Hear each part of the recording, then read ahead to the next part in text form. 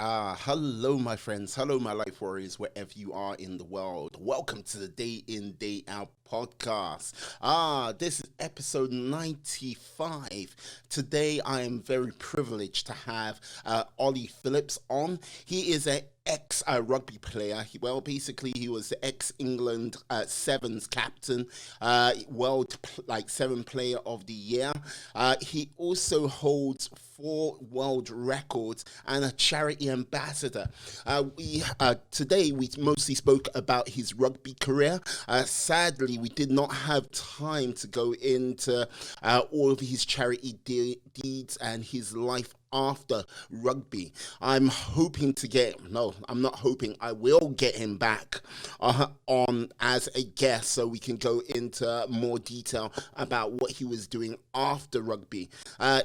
Really great guy, fascinating conversation, and a joy to have.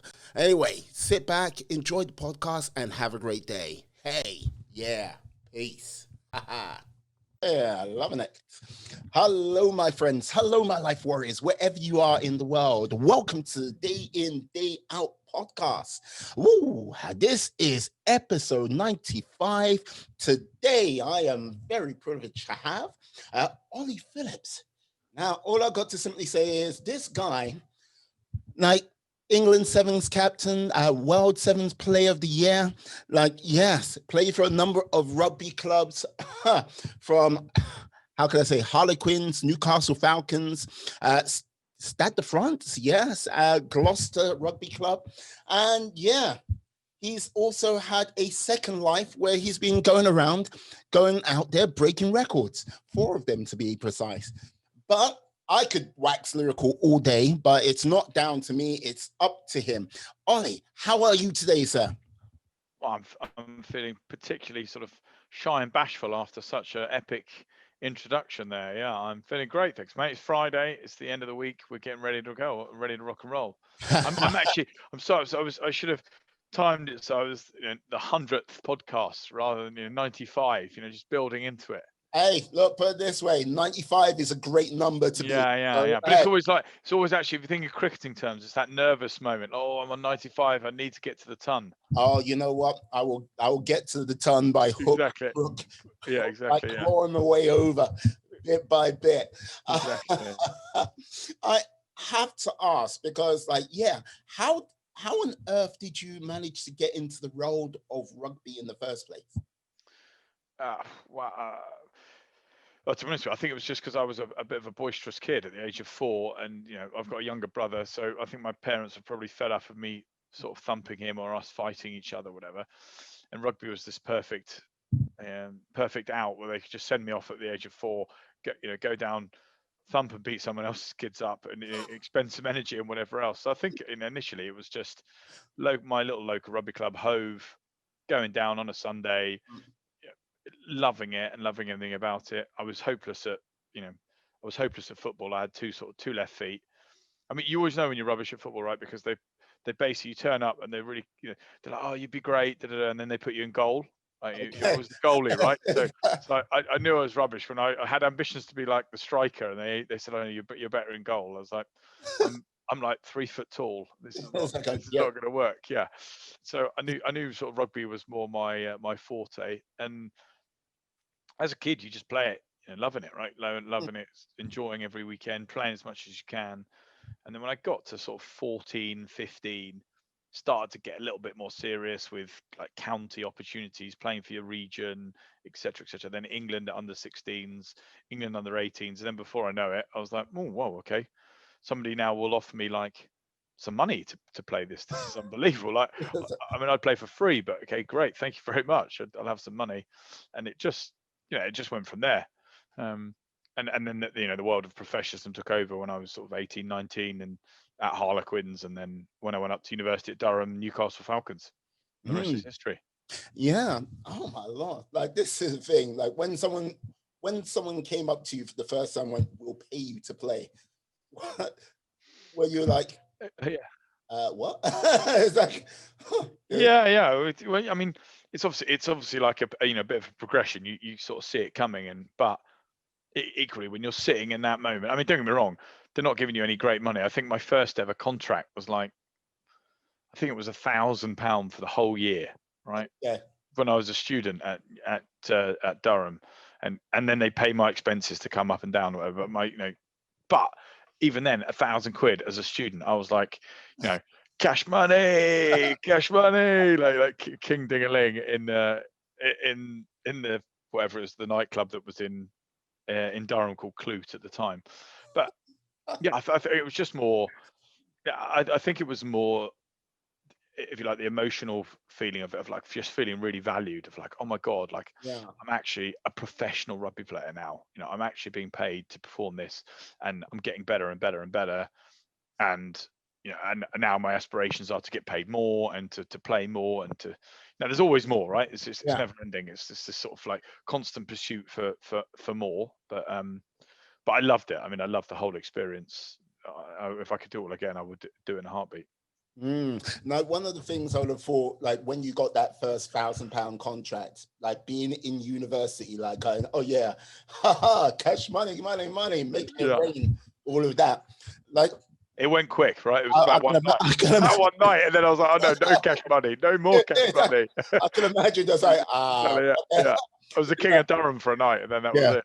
Just staring at yourself going, idiot. Yeah, what a like a Homer moment.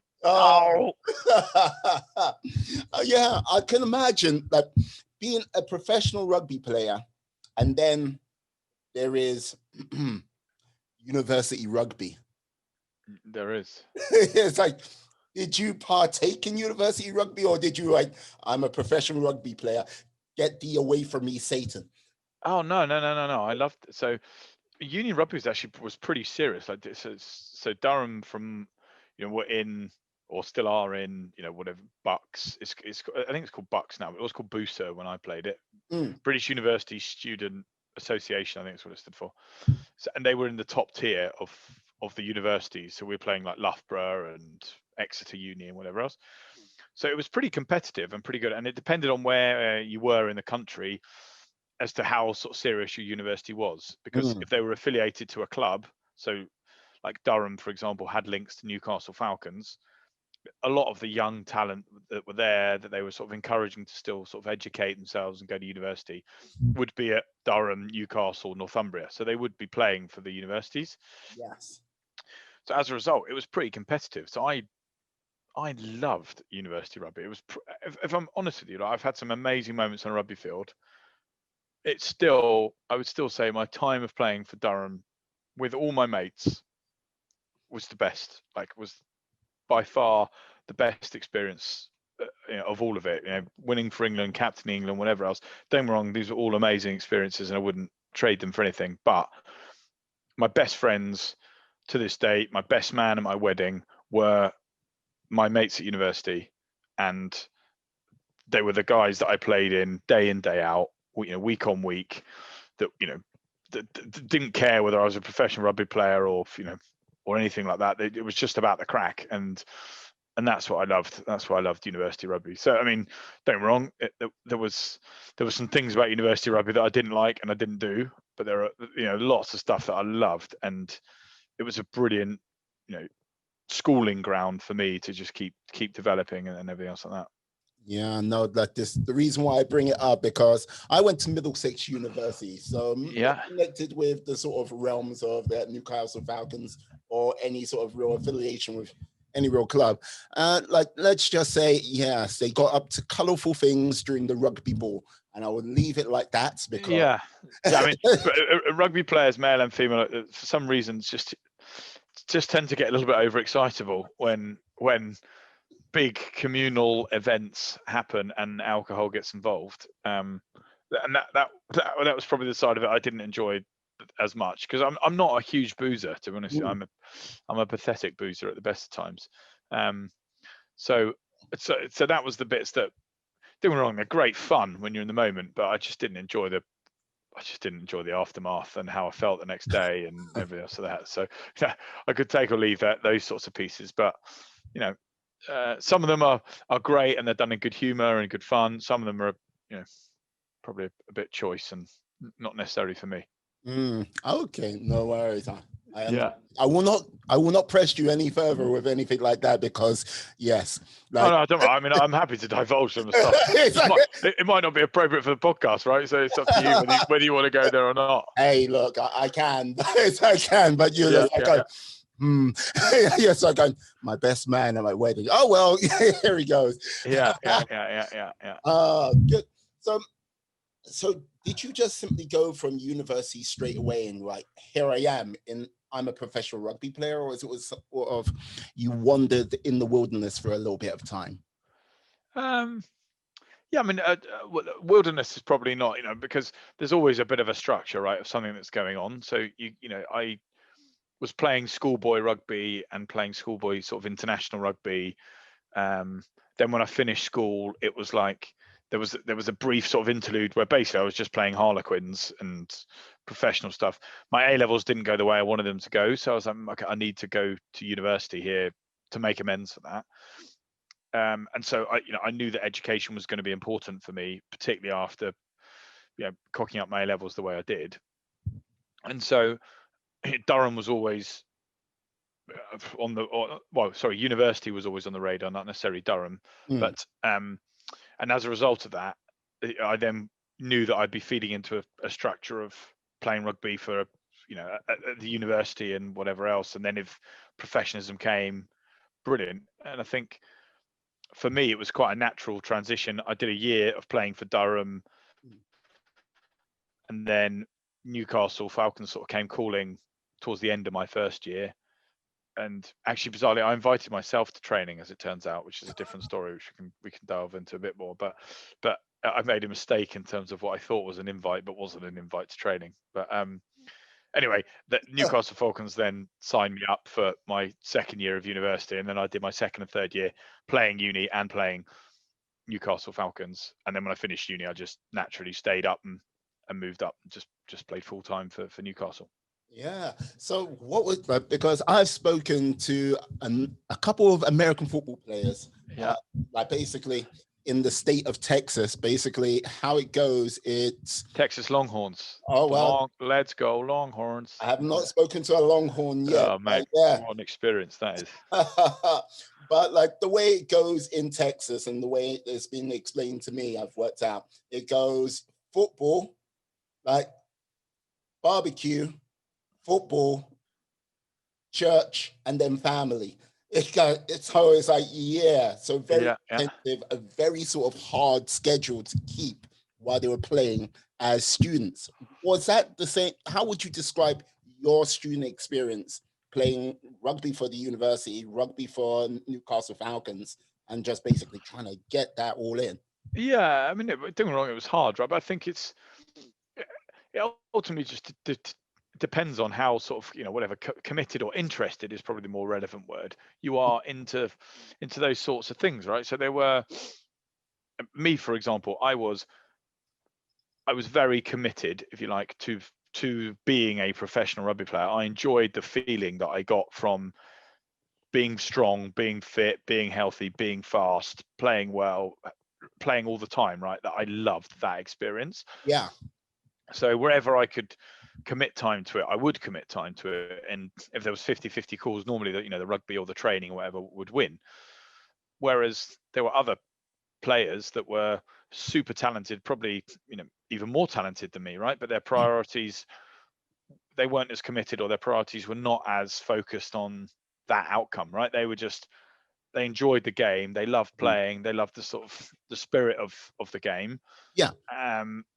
But they equally loved going out on the piss on the Wednesday night, and for them it was all about that experience of getting on the RAS with all of the team and doing stupid things and everything else like that, and a bit more of a different balance and whatever else. And there was nothing wrong with that. I mean, that was just their sort of their preference, right? I mean, the outcome looked after itself. Was they didn't go on to play professional rugby and I did, but that was always what I wanted. That was never what they wanted, because of the way they behaved and the way that their focus was driven, right? So I think you've obviously got, it's the only thing in the world that's finite, right? Time. So you just allocate it to whatever gives you the most pleasure. And for me, that was sport, activity, training, and And when you get to university, there's the biggest difference between school and uni was you have to make a choice, right? When you get to university, it's like, okay, what are you going to do as your sport? Whereas when I was at school, I just did everything, right? Played cricket, hockey, squash, swimming, rugby, athletics, the works. Whereas when I went to uni, it was like, well, no, hold on. Are you a cricketer? Are you a hockey player? Are you a rugby player? And I was best at rugby, right? So I just did that and focused on that, and that gave me the most pleasure anyway. Now, this is one of those things when you're when you're talking about, like other players who are like could have been more talented than you, like, you know what I mean, their focus was not so much on sort of progressing their sort of skills further. Like sort of having that sort of discipline and leadership for oneself is always I would say in the sort of university setting, can be a hard thing to maintain. And so sort of take that over into the game. Do you think that helped you with rugby, or do you think that like rugby helped you with university?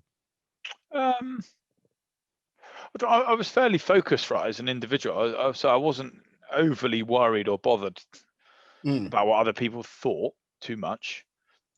Actually, that became more prevalent as I sort of hit professionalism, if I'm honest. I began to worry more about what people thought then, but we can talk about that later, I guess. I mean, when I was at university, there wasn't that much pressure, right? I just think people, it helped obviously that I was good at rugby, right? So I was arguably one of the the better players, right? So as a result of that, they were like the best player you can. It's okay. Well, no, because there were some good ones there, right? But one of the better players. So as a result of that, they were like, and I was still good fun. Right? I still went out with them all afterwards, and I'd still be out till 2 a.m. But I'd be drinking an orange juice and lemonade rather than 5 pints of John Smith's or White Lightning or whatever it is that they were putting down them, right? So I wasn't missing out on any of the crack or any of the involvement, but I just wasn't getting smashed, and so as a result of that, I've got some amazing friends and friendships. I think you're right. There can be peer pressure, right? Which is what we're sort of talking about, right? Do you feel like there's peer pressure for you to not be professional, like because everyone else at university is getting smashed or whatever else? And personally, I never really felt that, and that was probably because I wasn't really interested in it, right? So if people maybe feel peer pressured, they weren't really my friends anyway, so I wouldn't care, and I let my sort of behavior and my performance, if you like, do the talking anyway afterwards.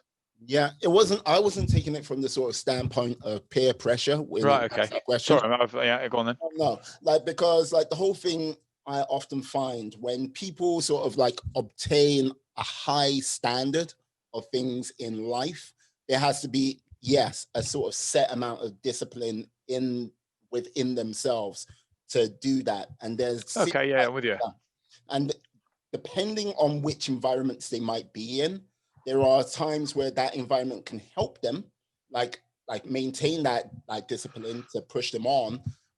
It can sort of like slightly distract. And I was like wondering because you've good point. A high level. Was like rugby an aid in that, or was it university? Was it aid in that? So which? Yeah, that's a great question. So rugby helped give the focus, right? Because it gave a bit of structure and process, and equally, there were kind of benchmarks that you needed to hit in order to maintain your level of performance. So that was a massive help. And I think you're 100% right in that there can be distractions in your life that can compromise your discipline or at least challenge it. And now that's ultimately you are what you eat, if that makes sense. And I don't mean that in terms of food sense. I mean like who you surround yourself with, and the peer group that you're with, the environment that you place yourself in, etc., etc., etc.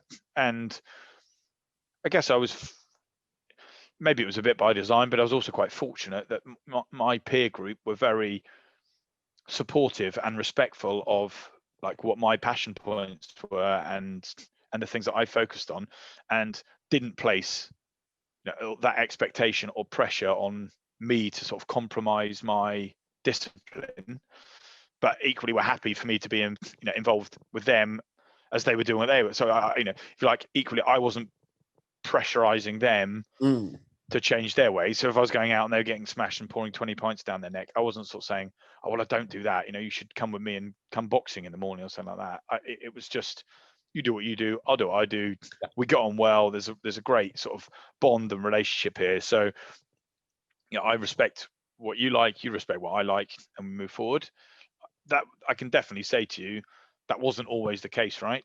And there's tons of, there's a litany of talented individuals, male and female, that perhaps didn't fulfill their potential in sport, because we're using that as an analogy, but in life, of whatever they could have been world class at, because the environment wasn't great around them, or that they couldn't apply the sort of discipline and rigor that was needed, mainly because either they didn't have the ability mentally to do it on their own, or there were other things in their life at that point in time that made it very, very complicated, and as a result, they didn't do it, right?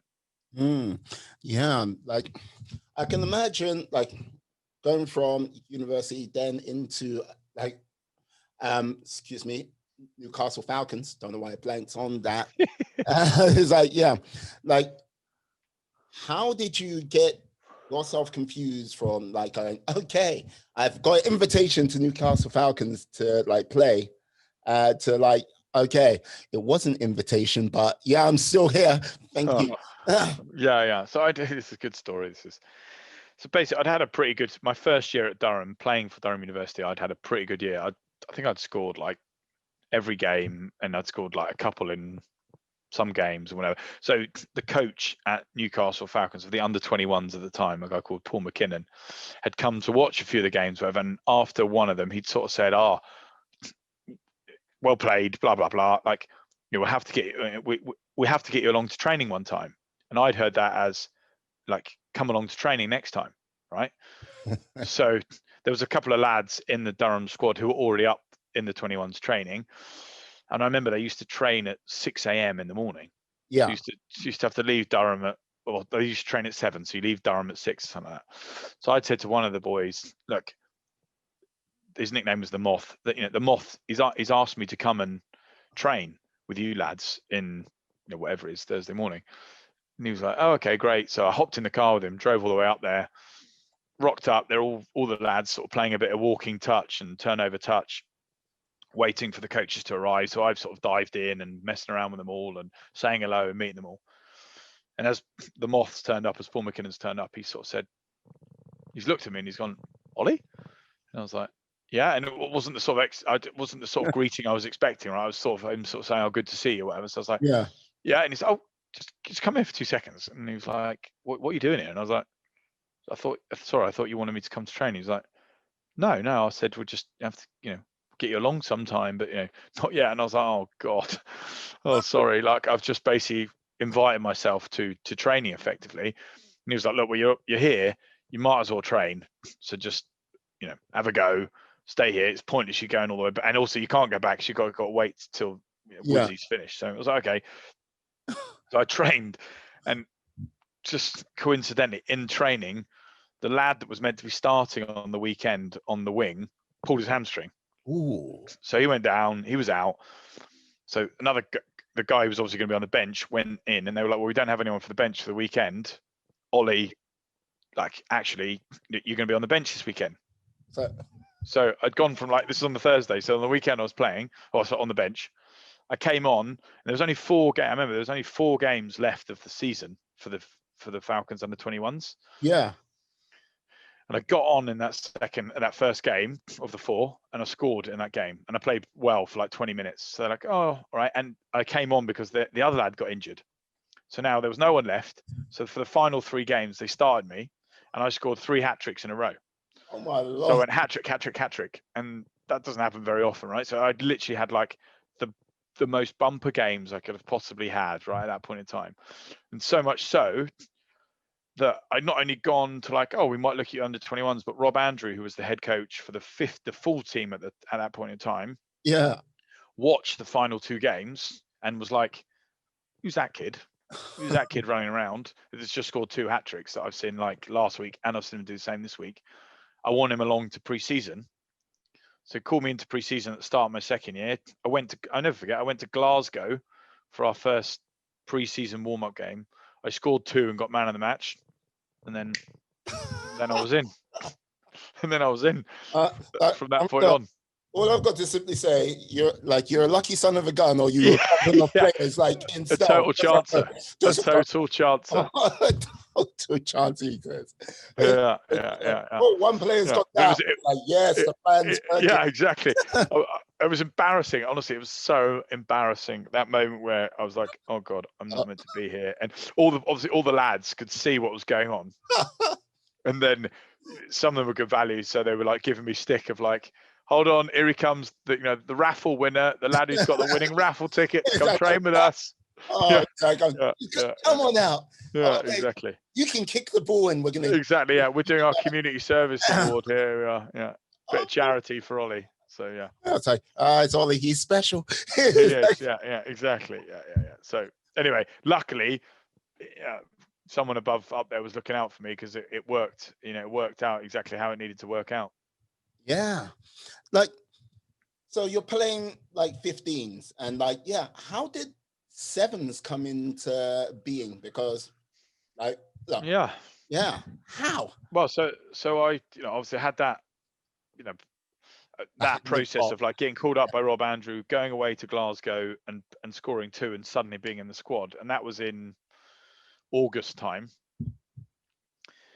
And so I got straight into the squad. I played pretty well all the way up to it. And so by sort of October, in September, they sort of have to nominate some players into the England setup that they think are sort of future talent or whatever else like that. Oh.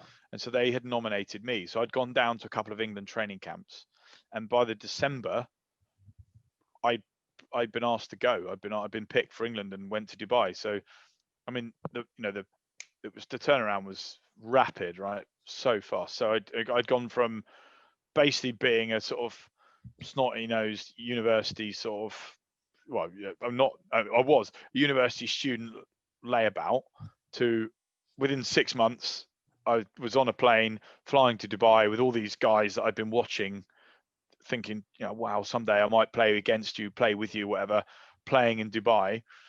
And we won the tournament. It was unbelievable. And it was, and that moment, if you like, was incredibly pivotal for me, but also confirmed my love of the game and this is what I want to do, and just lit the litmus paper for me. Okay,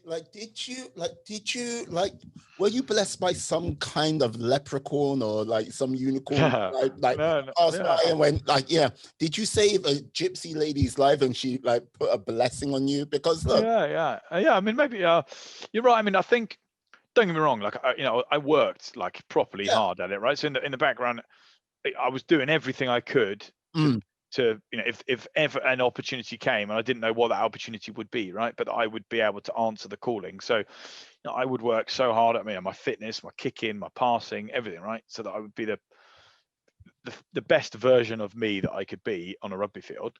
And then somewhat, I mean, you make your own luck, right, in some scenarios, but equally circumstance happens, and it's whether or not you sort of seize the opportunity. And I would say that in those sorts of scenarios, people can get quite nervous about it, and you get nerves or whatever, right? But those nerves can either sort of cripple you and make you underperform, play within yourself, or you can just, I guess, not forget about them, but leverage them and just relish the whole thing, right? And I think my attitude at that point in time was, well, look, I'm a student. I've got nothing in my, I've got nothing in my back pocket. So, if I give it everything and I still got nothing, I'm in no worse a position, kind of thing. So that's what I did, right? I mean, I just went for it. I just went for it and threw caution to the wind, and every opportunity I had, I tried to play as well as I could, and did, in general. I mean, not always, obviously. I had a couple of absolute stinkers as well, but England was a great experience for me, and that sort of cemented for me my ambition to make it my livelihood. I've got to say, wow, I love that. I love it entirely, because look, going from university student, hey, like, yeah, we're going to play rugby tomorrow. Like, yeah, come Well, back. mate, I've got a better one for you. So so basically what happened was England had won the World Cup in 2003, and I'd been in my front room with all my mates at university, 2003, watching Wilco kick the winning drop goal and England win the World Cup for the first time ever in Australia, etc., etc. Yeah. And then that was my end of my second year, going into my final year of university. And Jonny Wilkinson had come back from that, obviously, as like, a god. Everybody's loving him, but he'd also come back injured. So he had a real problem with his neck. So he didn't really play for about a year and a half after he came back from the World Cup. So, and he was at Newcastle. So he was rehabbing the whole time. And one of the strength and conditioning guys at Newcastle was a big, fan / friend of mine, and was inviting me to come train with him. And he was training Jonny as well at the same time. He was sort of Jonny's mentor all the way through his thingy. So my final year of university, the whole way through, I was like training 3 days a week with Jonny Wilkinson, like on my own. And you can imagine, like as a university lad, like who loves rugby, I was like, this is unbelievable. Like, this is the dream. Like, I kept pinching myself like every day, like trying to just text my mom or whatever, like, Mom, look where I am. I can imagine you stared at him for the first time, yeah, staring at him. Okay. Yeah, well, Steph, I don't know whether to shake your hand or hug you and kiss you and whatever else, because not only you're a great bloke and a great rugby player, you're a great looking man as well. It's just it's awkward one of those moments, right? so I did my whole year of training and final year of university, and then my contract offer came from Rob Andrew, but it came quite late. Late in the day. Like, normally you've got your contract done by February, March. Mine came in like May, June. And so I hadn't sorted anywhere to live or anything like this. And because I've been training all the way through, Wilco was like, well, look, if you need a place to stay or whatever, just come stay with me. And I was thinking, oh my god, like, I mean, when you've only got you've got a face that only your mother can love. It's like, I need all the leverage I can get, right? So if I go to if I'm out trying to get myself finally a girlfriend, I can say, look, come back to my house. I live with Jonny Wilkinson. Yeah, well, don't say that. Don't say that. You'll never have a chance. Yeah, that's what I mean. Yeah, because they just want to come see him, and that's it. I mean, that's what I quickly realised, right? They didn't give a monkeys about me. They just want to see him. So, so anyway, just some surreal experiences, right? I mean, life throws opportunities for you to do different things, and then obviously he became my teammate for 6 years after that point, or 5 years. So the novelty kind of wore off in terms of he was an incredible player, but from my perspective at that point in time, coming out of university, having watched him just kick the winning drop goal with all my mates, and 6 weeks later training with him on a one-on-one basis as he's sort of rehabbing, I just sort of like one of those pinch myself moments. My God, yeah, I'm gonna say it again. Yeah, were you blessed by a gypsy? I have to ask. Exactly. Yeah. No. Yeah. That is something in the water, right? Something in the water in Durham, clearly. It kept you, you're blessed, charmed, who knows? Who knows, mate? Hey, you worked hard to get there, but yeah. Just so I go, I trained with Jonny Wilkinson 3 times a week, and then he invited me to stay around his. So I go, what? Yeah.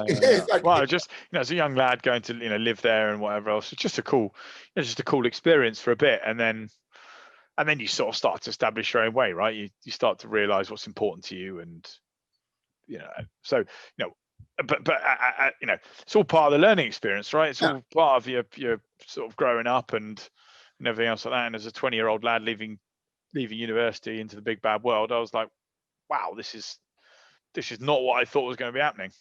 Particularly as if I'd gone back the 3 years prior to getting my A-level results and them definitely not being what I thought they were going to be. I was predicted AAB and I got BBD, right? So I was like, oh my God, like this is like not what was meant to be the outcome, right? I was meant to sort of be opening the paper, and here I am, brilliant, 2 A's and a B, and now it's not quite gone the way I've. So if I think back to the emotions of that, and then forward to 3 years after, what a turnaround. Yeah, I've got to say, but think about it this way: when you may have not done well in your A levels, but you did come out of done with a 2-1. So you know what I mean? So it's okay, But I mean, that was the purpose, right?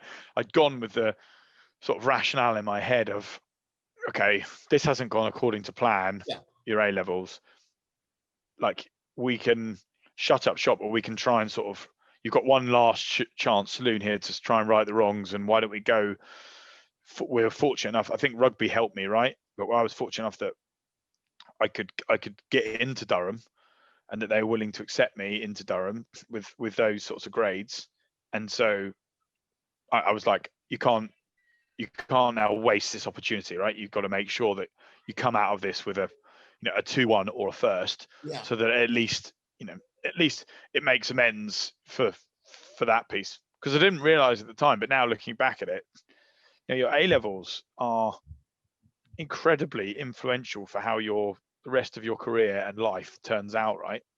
And I think it's a lot of pressure, and it's pretty harsh that, as a 18-year-old, well, boy or girl, and maybe a man and woman at that point, right? But your performance at that point in your life, where you're still relatively immature, right, and early in your development, will dictate the direction of your life, and that you'll take significantly from that point onwards. Yeah, I agree with you, because like this is the thing, 18 making that sort of decision, like in university, like there's part of me which like goes, not unless if you're sort of doing a vocational sort of study, like being a lawyer, being a doctor, Yeah. architect, then you should just simply take a year out, maybe two, just like get an idea of who you truly are, and then sort of get into the mix of it, because that choice at that time, it's a lot of pressure, and it's not. A lot. And building up to that, don't forget you're 16, 17, coming into that crescendo moment of like where the results come, right? Yeah. And that for me is I didn't realize it as a young lad, right? But the significance that plays in the direction of travel of your first job. I mean, don't get me wrong, there are lots of people that are still determined and bloody minded, and they make good of a bad situation, whatever, right? But it definitely marks you down significantly down the running order of these three letters, whether it's AAB or BBD or whatever it is, dictate whether you get a job at this place or don't get a job at this place. And actually, there's so much more to you than just those three letters, if that makes sense. And they don't know the narrative, they don't know the story, what happened. You could have been sick for a year and it didn't work, or you could have had loads of problems at home, or you might have picked the wrong A levels or whatever else, right? But all of those things can dictate and determine where your life goes and the outcomes that you have. So I'm pretty grateful that even though it wasn't by design, Durham said yes. I went to this university and had the most incredible life experience. And equally, it was again, I didn't necessarily think about that at the time, but it was a very well respected red brick university that you get a 2-1 from, then held a lot of sort of credibility and kudos with a potential employer, which I didn't need, obviously, because of rugby, but I was certainly looking, right? I wasn't sure that rugby was going to happen, so I was looking for jobs and whatever. If I didn't have that, if I didn't have Durham, I would have been a lot of problems. Yeah, but like, you know what? This is the thing. Like, I've got to say, your A levels, put that to one side. You even put your 2-1 to one side, like, but you went to Cambridge University, Judd. I know Cambridge University well. My lady went to Judd Business. Okay, the Judge, yeah. Basically did your executive MBA. So, like, you know what I mean? The long, of course, yeah. long way around it. But I wouldn't, for example, have been able to get accepted into Cambridge and onto the exec MBA if I hadn't had a 2-1 from Durham. So minimum criteria, for example, was 3 A's at A level, or a 2-1 from your previous undergraduate university, right? So bizarrely, like something that I did my executive MBA when I was 34, 33, 34, and a decision that I made at 18 impacted whether that was actually going to materialize or not. And I didn't obviously know that at the time, but it was, I mean, yeah, it's just weird how pivotal that point in your life is, 18 to 21. as to the outcomes that happen later down the life. And fortunately for me, I've managed to make amends, make a fist of it all, and it worked out all right. But it could have definitely gone the other way. No, no, it's good. But hey, you worked hard. You got there, so you know what I mean. Yeah, of course. Yeah, we got there in the end, mate. We did get there in the end. Like, I'm gonna have to ask this question. Like, yeah, what was your favorite game? What was your best game? And what was your worst game? My favorite game and my best game are probably sort of interlinked, but my favorite game was probably, it's difficult. Well, my favorite game would have been playing for England against New Zealand in the final in New Zealand and beating them for the first time ever that England had ever beaten them. So that would be my favorite game. So I was captain. England had never ever won a tournament in New Zealand. We went to New Zealand. We went 17-0 down in the first half and came back to win it 19-17 on the hooter, right? So it was sort of like cinema, theatrical stuff, right? And so that is my favorite game. The best game that I personally have probably ever played would have been probably for the club that I went to in Paris, a team called Stade Francais, where I played against Toulon in front of 80,000 people, and I just had a blinder, to be honest. It was just one of those days where everything I did worked, and so that would have been my sort of favorite game. And then my worst game was against Worcester. When I was playing for Newcastle, up in Newcastle, and I remember it was like the 30th minute into the game. I caught this high ball. I called a mark, so to sort of stop. And I remember Wilco being next to me. I was about to sort of pass it to him so he could kick it, and he's like, "No, you kick it." So I was like, "Okay, I'll kick it." And I'd foolishly decided for the first time ever in my career, before I go out, that I'd put this spray stuff on my hands, which is like glue. So, I'd sort of got everyone back behind me, getting ready to make the kick, this big moment just to clear the lines. And as I went to kick, I sort of let the ball come right out in front of me, perfect technique, swung my leg. And as I swung my leg, the ball just sort of half held in my hand. I mean, not long, but like a second, right? Or half a second, but enough that basically my leg had virtually swung through and it clipped the ball, like last minute, like skimmed the ball. And instead of it going the 50, 60 yards it should have done, it must have gone 4 yards. So much so that the opposition was stood there. It hit this bloke called Craig Gillies, and I remember him thinking, like, what the hell? We carried on the game. Game finished. Thankfully, we did just win it, but it was I wasn't very good. That played on my mind the whole way through. And then I remember Sky used to have this sort of review program called the Rugby Club, and Will Greenwood did this feature on me and on the kick, which they called the Phillips Howler. So there was this big title of like the Phillips Howler, and me sort of airballing this kick, and I was like, "Oh God, that's my worst." Please let the ground open. Yeah. Please just let me never. And it's never ever left me. They even brought it up at my wedding, so it was a disaster. The Phillips Howler, national TV, me airballing and skimming But anyway, that was definitely my worst game. Oh, I'm sorry to make you relive that, but I was curious. Yeah. Because like when people often say, yes, this was my favorite moment, and this was my best moment, and this was my worst moment.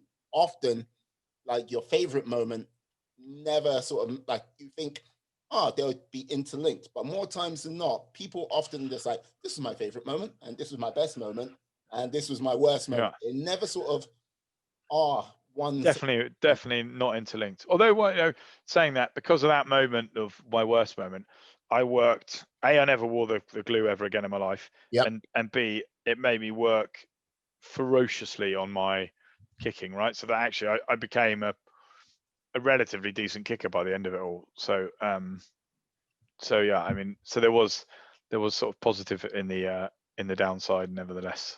Yeah, when I say this, please don't take it as any offense, but would you say you're an obsessional worker?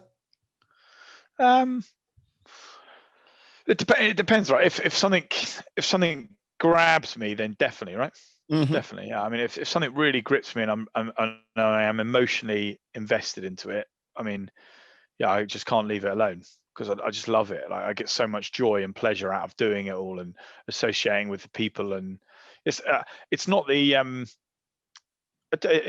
would say it's not the the job or the thing itself, if that makes sense. That needs to engage me and interest me, but it's the emotions and the feelings and the people that I associate with that make the obsession, if that makes sense. Yeah. Like how I feel doing that job, being around those people, executing those skills, being good at that process, whatever it might be, how that makes me feel is addictive. And Mm. as a result of that, I become obsessive around it.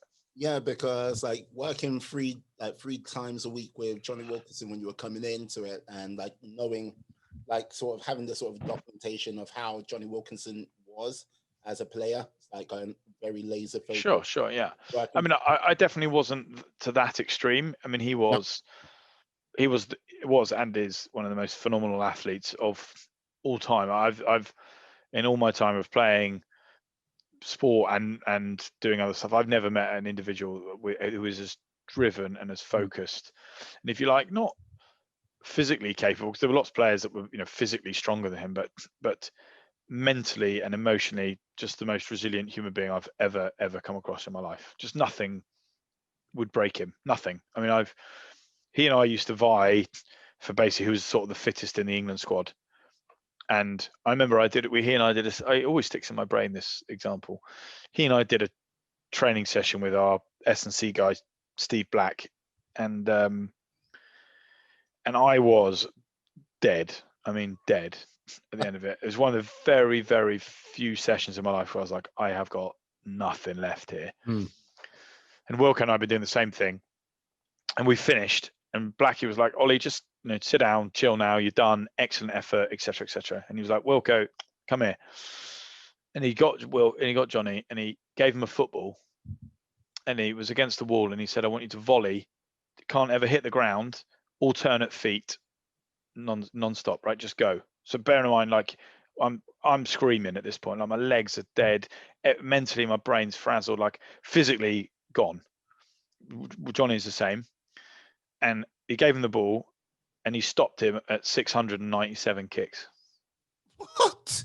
And I've never seen anything like it. I was like, he was just going, like left, right, left, right, left, right against the wall, just volleying it, alternate feet, never hitting the ground.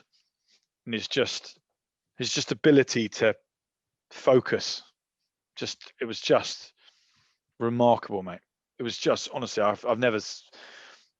I mean, you say, I mean, it wasn't healthy, right? It was an unhealthy obsession, but it's phenomenal. I could always, we would finish training at like 4:00. I'd kick with him and a couple of others of us. We'd kick for like an hour and a half out in the field, maybe 2 hours. So we'd finish at 6:00.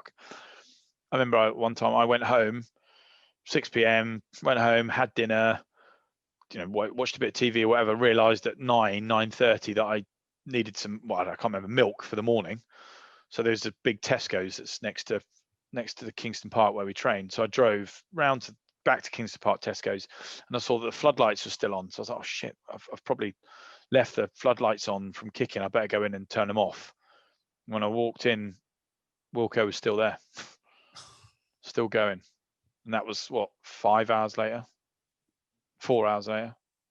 Just obsessive, mate. I mean, obsessive. But I mean, like, made him the incredible human player being that he was, but was arguably, I think, also detracted from the enjoyment that he got from it, because nothing was ever enough. Yeah. Like, this is the thing. I don't know if you got Netflix and you watched this documentary called The Last Dance. Yeah, I did. Yeah, with Michael Jordan and the balls and stuff. Yeah. Yeah. So you kind of I kind of get it. How can I say? It equipped me with much more of a better insight to how top tier, like sort of like champions, their sort of mindset and what they would do on the sort of day to day to make things happen. Yeah. I mean, doing it, but even there, yeah. Michael Jordan enjoyed the process, if that makes sense. Like he was a phenomenal athlete, and he was single-minded and determined, and he would take his body to another level. But he was.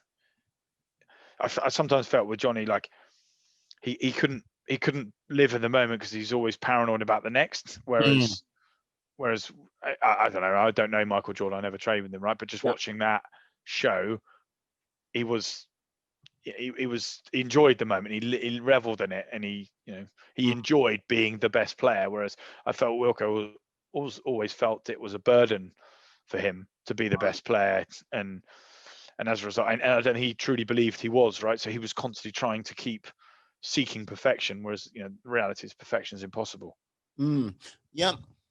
No, perfection is never a thing one can. Well, it doesn't exist. Yeah, I mean, you've always got to strive for it, right? Because it's a great, but if strive for excellence. Yeah, true. Yeah, strive, because I just think if you're going to get perfection, the world becomes a boring place, right? Because there's nothing else that you can learn. So I think it's just that careful balance, right? Is always in life. It's just about balance. Indeed, having that balance. Like, I've got to say, like, really enjoying this conversation. But like, okay, what would be some of like your goals you would want to achieve over the next, say, 12 to 18 months? Well, I mean, my life is very different now, obviously, towards sport, and obviously we are in a very, very strange and difficult time, a challenging time, right? There's opportunity there, but it's difficult. And now my life is, I feel like when I was a professional rugby player, my life was about me, if that makes sense. I was selfish, right? I was focused around my performance, my training regime, my playing schedule, etc. Like, now life is different for me. Like, I'm married, two young kids of 2 and 8 months. So I can't be selfish anymore, and I've got lots of other people to think around. So what would be the focus areas and the success points for me for the next 12 to 18 months is making sure that I enjoy those 12 to 18 months with my family and my little one, and I devote the time to them, and getting the pleasure out of seeing my 2 young daughters sort of develop and grow and growing in these sort of incredible human beings, and then hopefully doing enough in the background to provide enough support, structure, love, finance to enable us as a family to have an amazing life, life experience, life that is rich and full of experiences and adventure and things like that. I think that's the important part. I think we can, if anything, rugby probably helped me with that. I think we can always get too focused on trying to get everything in place and get more and and we actually lose sight of what's right in front of us. Right. And it's important to live in the now rather than worrying about what happened yesterday or focusing on what might happen tomorrow. Excellent. Yeah, poignant. Can you hear her in the background? That's Lily May. She's going crazy. Yeah. Brilliant. If we're not careful, she might come in a minute, and then it could be all over. I would say, hey, that would add a splash of character to the podcast, no doubt. Like, one last question before you go. With my calling upon my supreme cosmic powers, I can give you one wish. What would you like that to be? Jeez. I always play this game, I always used to play this. Like, what would I do if a genie popped out and said I could have one wish? What would I ask for? Yeah. What would I ask for? I think, given a context, this is probably a bit of a philanthropic response, but I think I'd like the world, not normal, right? But I think I would like the world to be just in a more sort of stable and less fragile place than it is right now. I just feel that there is the damage that this COVID has done in 6 months or 9 months has heavily damaged not just jobs and families, whatever, but communities, right? There's been this huge anxiety and paranoia now of of how we behave to everybody around us. So, and we are human beings, and in general, human beings want interaction. They want love, they want disappointment, they want praise, they want pressure, all of this. So we want interaction with one another. And I feel that this virus and this mask has just put this huge blockade up between us as human beings doing all the things that we love doing, and that's being with each other, right? And so I know this is probably a bit of a far reached, a bit of a wet one, but I would really like that, because it's probably influenced by the fact I've got 2 young daughters, right? But Yeah. I look at the world that they're sort of growing up in at the moment, and I'm like, this is not great, right? This is not how I experience life and all the excitement and everything around it. The world at the moment is filled with fear and danger and anxiety and division and everything else like that. And I just think it's not a great place. It's not, and I would really like that to be different, right? And remember, and for human beings, just to take a pause and just think about actually like what really matters, right? And what really matters is that we get along, we love one another, we share experiences, and we just appreciate life. And I think that's not happening at the moment. Yeah. So there you go. That's what I'd like. Okay, I shall work on getting that. There you go. Good man. Good man. I mean, I hope you are a magic man, because that would be unbelievable. Hey, I'm a being of supreme cosmic power, except a little itty living space. Good lad. Good man. Can you tell the lovely people how they can find you out there? Yeah, sure. Of course, I'd love whoever's listening, if want to talk more around sport, adventure, teams, whatever it might be. I now work for a company called PricewaterhouseCoopers. So so if everyone wants to get in touch, please, LinkedIn, the classic Ollie Phillips, with Phillips with 2 L's and Ollie OLLIE. If not, so all the social of at Ollie Phillips 11. And then my website, which is Optimist Performance. So if they want to go and have a look at that, that'd be great. But just if people want to berate me or equally share loads of love and whatever else, then go for it. Excellent. Got to say it. Thank you, Ollie, for coming on today. Yeah, pleasure, mate. No problem. All of my friends, all of my life warriors out there, please find this man, get in contact with him. But what I'd like to say is thank you for anyone who's still here, listening, watching. It is much appreciated. Please stay well, stay safe, be awesome, be excellent, be fantastic. Be all the positive bees you can be in this world, and then some. Thank you very much, and have a great day. Peace. And we are